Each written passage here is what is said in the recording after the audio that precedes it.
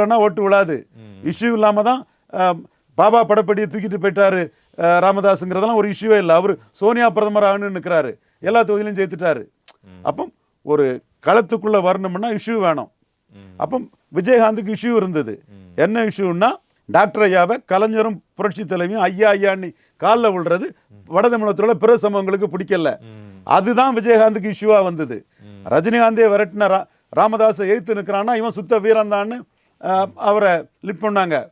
படப்பட்டிய நீ சுத்த வீரனா இருந்தா பகல்ல வந்து தூக்கிட்டு போயிருக்கணும், இருட்டில் தூக்கிட்டு போனேன் விஜயகாந்த் சொன்னாரா இல்லையா? பேசினார். பாபா படப்பட்டி தூக்குனப்ப பேசினாரா இல்லையா? ரஜினி பேசல, விஜயகாந்த் பேசினார். இப்போ நம்ம எல்லாமே இஷ்யூ பேசுறதா தான் இருப்போம். அண்ணன் ரஜினி மேல உள்ள அன்பு மதிப்பு மரியாதைங்கிறது வேற. பட் இஷ்யூ பேசல.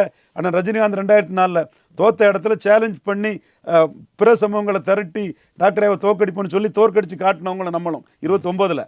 ஸோ விஜயகாந்துக்கு ஒரு இது இருந்ததுன்னா லீடர்ஷிப் இருந்தது. நடிகர் சங்க தலைவராக லீடர்ஷிப்பை நிரூபிச்சாரு. விஜயகாந்த் கூட விஜய் ஒப்பிடக்கூடிய அளவுக்கு அவர்கிட்ட இஷ்யூஸ் இல்லை.